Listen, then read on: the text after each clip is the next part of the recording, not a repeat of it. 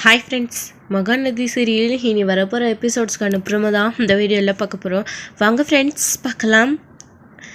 எப்படியோ ஒரு வழியாக விஜய் காவேரியை கூட்டிகிட்டு போகணும் கோயிலுக்கு அப்படின்னு முடிவு பண்ணிட்டாங்க. சாரதாவும் நீ அவங்க கூடவே போ அப்படின்னு அனுப்பி வச்சுட்டாங்க. ஸோ சாரதா அவங்க 3 பேரும் ஒன்றா வாரத்தை பார்த்துட்டு அவ்வளோ சந்தோஷப்படுறாங்க. கூடிய சீக்கிரமே அவளுக்கு பழைய செல்லா ஞாபகம் இதே மாதிரி அவங்க 3 பேரும் ஒன்றா தான் புருஷன் தான் புள்ளா அப்படின்னு அவள் நினச்சி அவங்க கூட காரில் ஏறி போகணும். இதை நான் பார்க்குற கொடுப்பனை எனக்கு சீக்கிரமாகவே வேணும் கடவுளே அப்படின்னு சாரதா நினைக்கிறாங்க. அவங்களுமே அப்படி போயிட்டுருக்கும் போது விஜய் இப்போ அம்மு காவேரி கூட விளையாடிட்டு இருக்கிறத பார்த்துட்டு ரொம்பவே சந்தோஷமா விஜயும் கண்ணாடியை பார்த்துட்டே போயிட்டு இருக்காரு. உன்னை லைஃப்ல நான் பார்க்கவே மாட்டேன்னு நினைச்சேன், ஆனா இப்போ பார்த்துட்டேன், நீ என் கூடவே இருக்க காவேரி, எனக்கு ரொம்ப சந்தோஷமா இருக்கு. கூடி சீக்கிரம் உனக்கு பழைய செல்ல ஞாபகம் நம்ம சேர்ந்து சந்தோஷமா வாழ்வோம் அப்படின்னு விஜய் பார்த்துட்டே போறாரா. ஸோ அது காவேரிக்கு கொஞ்சம் வேற விதமா தோணுது. அம்மா இவர் நல்லவர் வல்லவர், இந்த தம்பியை பார்த்தா நல்லவர் மாதிரி தெரியுது, கூட போன அனுப்பி வச்சுட்டாங்க, ஆனா இவர் வேற குருகுருன்னு பாக்குறாரு, என்னவா இருக்கும் அப்படின்னு சொல்லிட்டு காவேரி அம்மா கூட பேசிட்டே போறாங்க. கொஞ்சம் தூரத்திலேயே கோயில் வந்துருதா, இறங்கிடுறாங்க. அப்போ இறங்கின உடனே டீச்சர் நானும் வரேன் அப்படின்னு சொல்லிட்டு மிஸ் நானும் வரேன்னு சொல்லிட்டு காவேரி சொல்றாங்களா. அது எப்படி, நீ இப்பதானே நான்வெஜ் சாப்பிட்டு வந்த, நீ எப்படி கோயிலுக்கு வர முடியும்? மிஸ் மட்டும் கோயிலுக்கு போயிட்டு வரேன், உனக்கும் சேர்த்து நான் வேண்டிட்டு வரேன், அம்மு நல்லா படிக்கணும்னு நான் வேண்டிட்டு வரேன், சரியா அப்படின்னு சொல்றாங்க. சரி மிஸ் அப்படின்னு நம்ம இன்னொரு நாள் போயிட்டு கோயிலுக்கு எல்லாருமா சேர்ந்து போகலாம், சரியா? இப்போதைக்கு நம்ம வீட்டுக்கு போகலாமா அப்படின்னு விஜய் கேட்குறாங்க அம்மு கிட்ட. சரிங்க டேடி அப்படின்னு சொல்லிட்டு அம்முவும் சொல்கிறாங்க. அப்போ சரி நீங்கள் கிளம்புங்க, நான் கோயிலுக்குள்ளே போகிறேன் அப்படின்னு சொல்கிறாங்க. சரி நாங்கள் போயிட்டு வரோம் அப்படின்னு சொல்லிட்டு விஜயும் சொல்லிட்டு காவேரி கோயிலை விட்டுட்டு போகிறாங்க. அப்புறம் காரில் ஏறிக்கிட்டு கார் கண்ணாடி ஓப்பன் பண்ணி போகும்போது பார்த்து பத்திரமா போங்க, முடிஞ்சா வீட்டுக்கு போயிட்டீங்க சேஃபா அப்படின்னு ஒரு ஃபோன் கூட பண்ணுங்க அப்படின்னு சொல்லிட்டு விஜய் சொல்லிட்டு அங்கேருந்து சொல்லிட்டு கிளம்புறாரா. காவேரியுமே என்ன இது இவர் இப்படி சொல்கிறாரு அப்படின்னு ஒன்றும் புரியாமல் மண்டையை ஆட்டுறாங்க.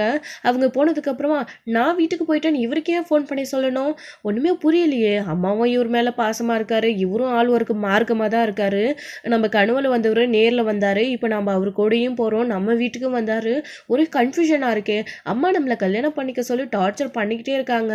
ஒருவேளை இவரை நாம் பார்க்கணுன்னு தான் நம்ம கல்யாணம் தள்ளி போயிட்டே இருந்துச்சோ, நம்ம கல்யாணம் வேண்டான்னு சொன்னோமோ, இவரை பார்த்ததுக்கு அப்புறமா ஏன் இப்படிப்பட்ட ஒரு ஆளை கல்யாணம் பண்ணிக்க கூடாதான்னு எனக்கு தோணுது அப்படின்னு சொல்லிட்டு காவேரி அந்த கோயிலில் நின்று மனசுக்குள்ளே யோசிச்சுட்டு கோயிலுக்குள்ளே போகிறாங்க. கடவுளே, இது எல்லா குழப்பத்துக்கும் நீ தான் ஒரு வழி காட்டணும் அப்படின்னு சொல்லிட்டு உள்ளே போகிறாங்க. அதுக்கப்புறமா சாரதா ஃபோன் பண்ணி கங்கா கிட்டேயும் யமுனா கிட்டேயும் நடந்த விஷயத்த சொல்லிட்டு ரொம்பவே சந்தோஷப்படுறாங்க. இதெல்லாம் கேட்டு அவங்க ரொம்பவே அதிர்ச்சி தான் ஆக்குறாங்க. அப்படியே நம்ம பாப்பா மாதிரியே இருக்க தெரியுமா காவேரி, விஜய் தம்பி அவருக்கு காவேரி தான் பேர் வச்சிருக்காரு, ஆனால் அம்முன்னு செல்லமாக கூப்பிடுறாங்க. இப்படி ஆக்சிடெண்ட் மாதிரி நடந்த விஷயத்த என்னால் இன்னும் நம்ப கூட முடியலை. எப்படி காவேரியும் அம்மாவும் ஒரே ஸ்கூலில் வந்திருக்கணும், கடவுள் திரும்பவும் அவங்களை சேர்த்து வைக்கணும்னு முடிவு பண்ணிச்சிடி. இங்கே பாரு, இனி அவளுக்கு யாரும் மாப்பிள்ளை பார்க்குறேன் அப்படின்னு எந்த இடத்துலையும் மாப்பிள்ளை தேட வேண்டாம். அவளுக்கு இப்போ விஜய் தம்பி கிடைச்சிட்டாரு, அவர் உயிரோடு தான் இருக்காரு, அவர் கூடவே அவள் சேர்ந்து வாழட்டும் அப்படின்னு சொல்லிட்டு 2 பேருக்கிட்ட பேசவும் அவங்களுமே மா இதெல்லாம் நீ சொல்ல கனவு மாதிரி இருக்குமா அப்படின்னு சொல்றாங்க. கனவுலடி, அது நிஜம்தான்டி. இங்க பாருங்க, அவளுக்கு இனி யாரும் மாப்பிள்ளை பார்க்குற வேண்ட விஷயம், அவ கனவுல ஒரு ஆள் தெரியுறாங்கன்னு சொல்லிட்டே இருந்தாங்க இல்லையா, அது கூட நம்ம மாப்பிள்ளையே தானடி, நான் கூட யாரா இருக்கும். சரி, அவளுக்கு ஏதோ பழைய செல்லம் கொஞ்சம் ஞாபகம் வந்தாலும் வந்துட்டு போகப்பட்டோம், நாம அது யாருன்னு அவகிட்ட சொல்ல வேண்டாம், அவர் தான் செத்து போயிட்டாரு மாப்பிள்ளை அப்படின்னு நானும் யோசிச்சேன்.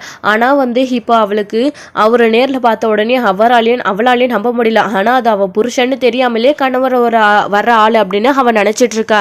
இங்கே பாருங்கடி, இப்போ விஜய் தம்பி உயிரோடு இருக்காரு, ஏற்கனவே சொன்ன மாதிரி அவங்க 2 பேரும் சேர்ந்து காவேரியோடு சேர்ந்து சந்தோஷமாக வாழட்டும். நீங்கள் திரும்பவும் அவளுக்கு மாப்பிள்ளை பார்க்குறேன்னு யாரும் ஏற்பாடு பண்ணிடாதீங்க. அவளுக்கு இப்போவே கொஞ்சம் ஞாபகம் வர்றது, கல்யாணத்துக்கு அப்புறமும் அவளுக்கு எப்படியாச்சும் நடந்ததெல்லாம் பழைய சில ஞாபகம் வந்துடுச்சுன்னா, அவளுக்கு கல்யாணம் பண்ணி வச்சதுக்கு அப்புறமா அந்த சமயத்தில் அவளுக்கு இப்போது காவேரியும் அவளுக்கு ஆக்சிடென்ட் ஆனது, விஜய் கூட அவள் சேர்ந்து வாழ்ந்துட்டு இருந்தது, அந்த குழந்தை பற்றின ஞாபகம் அவளுக்கு வந்துச்சுன்னா கண்டிப்பாக அவளை சமாதானமே படுத்த முடியாது. அப்புறம் அவருடைய வாழ்க்கையும் கேட்டு விஜய் தம்பி இப்போ உயிரோடு இருக்காரு, இப்போ இவரையும் நினச்சி அவர் ரொம்ப அப்போ வருத்தப்படுவா.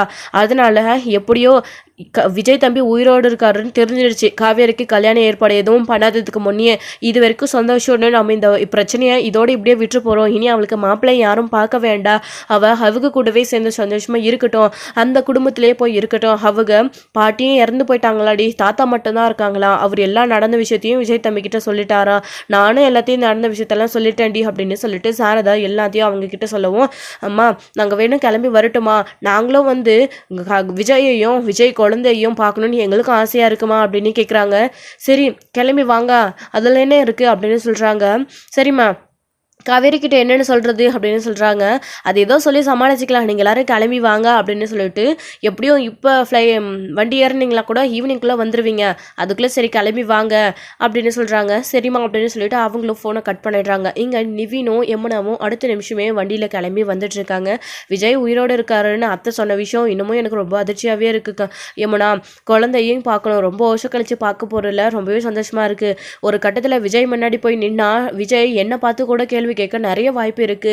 நீ கூட என்கிட்ட எல்லா உண்மையும் மறைச்சிட்டே இல்லை நிவின்னு சொல்லி அப்படின்னு என்னை பார்த்து கேட்பாரு. ஆனால் முதல்ல விஜய் உயிரோடு இருக்கிற விஷயம் நமக்கு தெரிஞ்சிருந்தா தானே நம்ம எல்லாத்தையும் அவர்கிட்ட சொல்லி காவேரியும் விஜயையும் சேர்த்து வைக்க ஏதாச்சும் முயற்சி பண்ணியிருப்போம். விஜய் உயிரோடு இருக்காருன்னு தெரிஞ்சா இவங்க தாத்தா பாட்டி இப்படி எல்லாம் பிளான் பண்ணுறாங்கன்னு தெரிஞ்சிருந்தா நாம் அமைதியாக இருந்திருப்போமா. யார் என்ன சொன்னாலும் கண்டிப்பாக நான் விஜய் கிட்ட சொல்லி எல்லாத்தையும் புரிய வச்சு காவேரியோட சேர்த்து வச்சிருப்பேன். அவங்களுக்கு பழையசெல்லாம் ஞாபகம் இல்லைனா கூட, ஆனால் இப்படி உயிரோட இருக்கிறவங்கள செத்து போயிட்டாங்கன்னு சொல்லி இப்படி ஏமாத்திட்டாங்களே அவங்க அப்படின்னு தான் நிவினும் யமுனா கூட பேசிட்டு அங்கே கிளம்பி காரில் வந்துட்டு இருக்காங்க. அடுத்த நிமிஷமே விஷயம் தெரிஞ்சு அடுத்த நிமிஷமே யாருமே எதுவுமே எதிர்பார்க்கவே இல்லை. அப்படியே டக்குன்னு போட்ட வேலையை போட்டுட்டு கிளம்பிட்டாங்க. அப்போது விஜயும் காவேரியும் வீட்டுக்கு வந்துடுறாங்க. வந்த உடனே அங்கே ராதாவும் தாத்தாவும் உட்காந்து நடந்த விஷயத்த பேசிகிட்டு இருக்கும்போது விஜய் வந்துட்டான்ப்பா அப்படின்னு சொல்கிறாங்க. அப்போ தான் அம்முவை பார்த்துதான் அம்மு இங்கே ஓடி வா தாத்தா கிட்ட அப்படின்னு கூப்பிடுறாங்க. ஏற்கனவே விஜய் வந்து தாத்தா மேலே கோவத்தில் இருக்கிறதுனால யார்கிட்டையும் போகக்கூடாது, சாக்லேட் கொடுத்தாலும் வாங்கக்கூடாதுன்னு சொல்லியிருந்தாரா. ஸோ இப்போது அம்மு நின்று யோசிக்கிறாங்க. அப்போது விஜயை பார்க்குறாங்களா, ஏம்மா அப்படி பார்க்குற அப்படின்னு. அப்போ தான் தாத்தா இருந்துக்கிட்டு ஏன் இந்த தாத்தா கிட்ட வரமாட்டியாமோ அப்படின்னு கேட்குறாங்க. அப்போ தான் அப்பா எதுவும் சொல்ல மாட்டார், இங்கே வா அப்படின்னு கூப்பிடுறாங்க. அந்த சமயத்தில் தான் போ அம்மோ அப்படின்னு சொல்லமோ ஓடி வந்து ஒட்டிக்கிறாங்க. ஏன் தாத்தா நீங்களும் அப்பாவும் கோவப்பட்டு பேசிகிட்டு இருந்தீங்க, உங்ககிட்ட வரத்துக்கு எனக்கு கொஞ்சம் பயமாக இருக்குது, டேடி திட்டுவாங்களா என்னமோன்னு. ஆனால் இப்போது டேடியே வர சொன்னாரா, அதான் நான் உங்ககிட்ட வந்துட்டேன், டேடி சொன்னால் கேட்கணும்ல தாத்தா அப்படின்னு சொல்லிட்டு இருக்கவும், சரிதான்டா சரிதான், நான் எனக்கும் அப்பாவுக்கும் சின்ன பிரச்சனை, அதனால நாங்கள் கோவப்பட்டோம் சண்டை போட்டோம், அதுக்காக நீ தாத்தா கிட்ட வராமல் இருப்பியா. சரி விடு, அதை பற்றி விடு. நீங்கள் இப்போ எங்கே போயிட்டு வரீங்க, மிஸ் வீட்டுக்கா, மிஸ் போய் பார்த்தியா அப்படின்னு சொல்கிறாங்க. நான் பார்த்தேன், என் மிஸ் கூட ஜாலியாக விளையாடிட்டு இருந்தேன். வரும்போது நானும் மிஸ்ஸு டேடி 3 பேர் தான் வந்தோம். மிஸ்ஸை கோயிலில் இறக்கி விட்டுட்டு நாங்கள் வந்துட்டோம். அங்கே மட்டும் இல்லாமல் அங்கே ஒரு சாரதா பாட்டி இருந்தாங்க. அவங்க சாப்பாடு எனக்கு ரொம்ப பிடிச்சிருந்துச்சு. ஃபிஷ்ஷு, சிக்கனு, எக்கு, அப்புறம் சாப்பாடு எல்லாமே, பொரியல் எல்லாமே ரெடி பண்ணி ஊட்டி விட்டாங்களா. எனக்கு வயிறு ஃபுல்லாக சாப்பிட்டேன் தாத்தா. நைட்டுக்கு எனக்கு சாப்பாடே வேண்டாம். அந்த பாட்டி எனக்கு ரொம்ப பிடிச்சிருக்கு, அவங்க கூடவே இருக்கணும்னு தோணுது தாத்தா. ஏன்னு தெரியல, எங்கள் மிஸ்ஸையும் எங்கள் பாட்டியையும் எனக்கு ரொம்ப பிடிச்சிருக்கு, அவங்க கூடவே இருக்கணும்னு தோணுது அப்படின்னலாம் வந்து இங்கே காவேரி பேசிகிட்டு இருக்கவும், ஓ அப்படியா, சரி உனக்கு இனி எப்பெல்லாம் தோணுதோ அப்பெல்லாம் நீ விஜய் கிட்ட சொல்லு, விஜய் உன்னை கூட்டிகிட்டு போவான், நீ போயிட்டு உன் மிஸ் வீட்டில் பார்த்துட்டு ஜாலியாக இருந்துட்டு வா அப்படின்னு சொல்கிறாங்க. தாத்தா நான் காலையில் ஸ்கூலுக்கு போவேனா, இன்னைக்கெல்லாம் ஸ்கூலில் மிஸ் கூட இருப்பேனா, அப்புறம் ஈவினிங் வீட்டுக்கு வந்ததுக்கப்புறம் கூட எனக்கு மிஸ்ஸை பார்க்கணுன்னு தோணுச்சுன்னா நான் டேடி கிட்ட சொல்வேன், டேடி என்னை அப்பவும் கூட்டிகிட்டு போவாரா, இல்லை நீ இன்னைக்கெல்லாம் உன் மிஸ் கூட தானே இருந்தேன், கூட்டிகிட்டு போக வேண்டாம் அப்படின்னு சொல்லிட்டு வரா அப்படின்னு கேட்குறாங்க. அதெல்லாம் இல்லாமல் உங்கள் அப்பா நீ கேட்டால் திரும்பவும் கூட உன்னை கூட்டிகிட்டு போவான், நீ ஏன் இதை நினச்சாலாம் ஃபீல் பண்ணுற, என்ன விஜய் நீ பாப்பா என்ன சொன்னாலும் கேட்கணும், இனி பாப்பா கூட்டிகிட்டு போக சொன்னால் சாரதா வீட்டுக்கு கூட்டிகிட்டு போயிட்டு வரணும் அப்படின்னு சொல்கிறாங்க. சரி சரிங்க தாத்தா அப்படின்னு விஜயன் சொல்கிறாரு. அம்முமே ரொம்ப சந்தோஷப்படுறாங்க. அப்புறம் வேறு என்னென்ன பண்ணீங்க அப்படின்னு பாட்டி கூட விளையாடினேன், பாட்டி எனக்கு உமா கொடுத்தாங்க, அவங்களுக்கு என்ன மாதிரியே ஒரு பாப்பா பேத்தி இருக்காங்களாம், அவங்கள பற்றியெல்லாம் கூட என்கிட்ட அவங்க சொன்னாங்க அப்படின்னு சொல்லிட்டு இங்கே காவேரி எல்லாத்தையும் சொல்லிட்டு இருக்காங்க.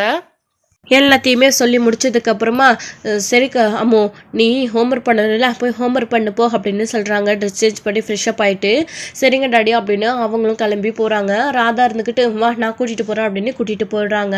அப்போது விஜய் வந்துட்டு அங்கே நிற்கிறாங்க. தாத்தா இருந்துக்கிட்டு இவ்வளோ சந்தோஷமாக இருக்கால்ல காவேரி அப்படின்னு சொல்கிறாங்க. என்ன தாத்தா இத்தனை உறவுகளும் கிடச்சி அவளும் காவேரி கூடவும் சாரதா அத்தை கூடவும் அவளும் பாசமாக இருந்திருக்கணும். நீங்கள் தான் இத்தனை வருஷமாக பிரித்து வச்சுட்டீங்களே. காவேரி பார்த்து அடுத்த நிமிஷம் அவங்க எவ்வளோ சந்தோஷப்பட்டாங்க தெரியுமா? அம்மாவை அப்படி தூக்கி வாரி எப்படியெல்லாம் கொஞ்சினாங்க தெரியுமா அத்தை. அவங்களுக்கு அவ்வளோ ஏக்கம். 5 வருஷமாக பிரிச்சிட்டிங்கல்ல, சின்ன குழந்தையில பார்த்ததுன்னு எப்படி கொஞ்சினாங்க தெரியுமா? அவளுக்கும் இவங்களை ரொம்ப பிடிச்சி போச்சு. 2 பேரும் நல்லா ஒட்டிக்கிட்டாங்க. அது மட்டும் இல்லாமல் காவியோட ரிப்போர்ட்ஸ் எல்லாத்தையும் நான் வாங்கிட்டு தான் வந்திருக்கேன் தாத்தா. டாக்டர் கிட்ட கன்சல்ட் பண்ணி அவளை எப்படியாச்சும் நான் குணப்படுத்துவேன் தாத்தா. அவளுக்கு பழைய சொல்ல ஞாபகப்படுத்துவேன். அம்மா இல்லைன்ற ஏக்கத்தை மறந்து இப்போதான் நிம்மதியாக இருக்கா. அவளுக்கு கண்டிப்பாக அவள் கேட்குற அம்மாவை திருப்பி நான் கொடுக்கணும். அவள் கேட்குற கேள்விக்கெல்லாம் என்னால் ஒவ்வொரு நாளும் பதில் சொல்லாமல் இருக்கவே முடியல. ஆனால் இப்போ எனக்கு அடுத்த நிமிஷமே என் அம்மா எங்கன்னு கேட்டால் அவளை இவ தான் உன் அம்மானு சொல்ல முடியும். ஆனால் அவளுக்கு எல்லாம் ஞாபகம் வர்றதுக்கு முன்னாடி வரைக்கும் தான் தாத்தா அப்படின்னு சொல்லிட்டு இங்கே விஜய் தாத்தா கிட்ட சொல்லிட்டு இருக்கவும் அவங்களுமே சரி உன் இஷ்டம்ப்பா, இதுக்கு மேலே நாங்கள் இதுக்கு தரையாக இருக்க விரும்பலை. நீ என்ன பண்ணணும்னு தோணுதோ எல்லாத்தையும் பண்ணு. நீ காவேரி கூட சேர்ந்து அம்மாவோட சேர்ந்து சந்தோஷமாக ஒன்றா வாழை, எங்களுக்கும் சந்தோஷம் தான் அப்படின்னு தாத்தா சொல்லிடுறாங்க. விஜயுமே சரி தாத்தா நீங்கள் அம்மாவை பார்த்துக்கோங்க, நான் போயிட்டு வந்துடுறேன் அப்படின்னு சொல்லிட்டு டாக்டரை கன்சல்ட் பண்ண இங்கே விஜய் கிளம்பி வெளியில் போகிறாரு. அந்த சமயத்தில் தான் இங்கே அம்மு போயிட்டு வெளியே ராதா கூட விளையாடிட்டு இருக்காங்களா ஹோம்ஒர்க் பண்ணிவிட்டு. அப்போ வந்து எனக்கு இப்போது என்னோடய ஸ்கூல் டீச்சரை பார்த்ததுக்கப்புறமா சாரதா பாட்டியை பார்த்ததுக்கப்புறமா அம்மா ஞாபகம் வரவே மாட்டேங்குது. நான் அடிக்கடிக்கு அம்மா எங்கன்னு கேட்டுகிட்டே இருப்பேன்ல டாடி கிட்ட, இப்போ அதை கேட்கணும்னு தோணவே மாட்டேனுது. அவங்களே எனக்கு அம்மாவாக இருந்திருந்தா எவ்வளோ நல்லாயிருக்கும் இல்லை பாட்டி அப்படின்னு சொல்லிட்டு உங்கள் அம்மு பேசிகிட்டு இருக்கவும் அவள் தானடா உன் அம்மா, அவளே உன் கூட இருக்கிறப்போ உனக்கு அம்மா வேணும்னு எப்படி தோணும் அப்படின்னு சொல்லிட்டு ராதா வந்து மனசுக்குள்ளே நினச்சிட்டு அம்மு கூட விளையாடிட்டு இருக்காங்க. இன்னொரு சைடு விஜய் அப்படி டாக்டரை கன்சல்ட் பண்ணிட்டு அவங்களும் கூட்டிகிட்டு வர சொல்லியிருக்காங்க. என்ன இதுன்னு பார்க்கலாம், இதெல்லாம் கொஞ்சம் கொஞ்சமாக க்யூர் பண்ணிடலாம் அப்படின்னு டாக்டரும் நல்ல வார்த்தையாக சொன்னதை நினச்சி விஜய் ரொம்ப சந்தோஷமாக வெளியில் வருவோம். அப்போ தான் நிவின் கால் பண்ணுறாங்க. புது நம்பராக இருக்குது அப்படின்னு சொல்லிட்டு விஜய் அட்டன் பண்ணுறாங்க. ஹலோ விஜய், நான் நிவின் பேசுகிறேன் அப்படின்ன உடனே அப்படியே நம்ம விஜய்க்கு அவ்வளோ அளவில்லாத ஒரு சந்தோஷம். நிவினையும் பல வருஷம் கழித்து நிவின் கிட்டேயும் பேசுகிறாங்க அப்படின்றது. அப்போ தான் விஜய் சொல்லுங்கள் நிவின், நீங்கள் எங்கே இருக்கீங்க இப்போது அப்படின்னு. அத்தை எல்லா விஷயத்தையும் எங்ககிட்ட சொன்னாங்க விஜய். நாங்கள் இப்போது ஊருக்கு தான் வந்துட்டுருக்கோம். நீங்கள் எங்கே இருக்கீங்க அப்படின்னு கேட்கவும் நாங்களும் இதே ஊரில் தான் இருக்கோம் அப்படின்னு சொல்லிட்டுருக்காங்க. ஓ அப்படியா, சாரி விஜய், என்னை மன்னிச்சிடுங்க. நீங்கள் இல்லைன்னு நினச்சி தான் இவ்வளோ நாளாக நாங்களுமே இருந்தோம் அப்படின்னு நிவினும் சொல்கிறாங்க. இதுக்கு ஏன் கவலைப்படுறீங்க, விடுங்க நிவின், என்ன பண்ணுறது விதி அப்படின்னு சொல்லிட்டு விஜயும் சொல்லிட்டுருக்காரு. நாங்கள் ஊருக்கு வந்த உடனே உங்களை பார்த்து பேசணும், நீங்கள் லொக்கேஷன் மட்டும் அனுப்பிவிடுங்க, நாங்கள் ஊருக்கு வந்த உடனே உங்ககிட்ட நாங்கள் பேசணும் அப்படின்னு சொல்கிறாங்க. லொக்கேஷனா, வீட்டுக்கா, அதெல்லாம் வேண்டாம் நிவின், நீங்கள் வந்ததும் கால் பண்ணுங்கள், நம்ம எங்கே பார்த்து பேசிக்கணும் அப்படின்றத நான் உங்களுக்கு அப்புறம் சொல்கிறேன் அப்படின்னு சொல்கிறாங்க. சரிங்க நிவின் அப்படின்னு சொல்கிறாங்க. விஜய் திரும்பவும் சொல்கிறேன், எங்களை தப்பாக நினச்சிக்காதீங்க அப்படின்னு. யமுனா, நான், கங்கா, குழந்தை எல்லாரும் தான் வந்துட்டுருக்கோம், குமரன் ப்ரோ கூட வந்துட்டுருக்காரு அப்படின்னு சொல்கிறாரு. ஓ அப்படியா, ரொம்ப நாள் கழிச்சு உங்களெல்லாம் பார்க்க போகிறோம் அப்படின்னு. மறக்காமல் நீங்கள் வரும்போது காவேரியையும் கூட்டிகிட்டு வந்துடுங்க அப்படின்னு சொல்கிறாங்க. ஓ உங்களுக்கும் தெரிஞ்சிடுச்சா அப்படின்னு சொல்லவும் அது எப்படி தெரியாமல் இருக்கும் அப்படின்னு நிவின் சொல்கிறாரு. சரி ஓகே அப்படின்னு விஜயன் சொல்கிறாரு. ஸோ இதோட இந்த எபிசோட் வந்து முடிச்சிருக்காங்க. அடுத்தடுத்த எபிசோடில் என்ன நடக்க போகுது அப்படின்னு தான் வெயிட் பண்ணி நெக்ஸ்ட் வீடியோவில் பார்க்கலாம். Friends thank you. இந்த வீடியோ உங்களுக்கு பிடிச்சிருந்தா லைக் பண்ணுங்கள், ஷேர் பண்ணுங்கள், கமெண்ட் பண்ணுங்கள், மறக்காமல் பெல் ஐக்கானை கிளிக் பண்ணி வச்சுக்கோங்க.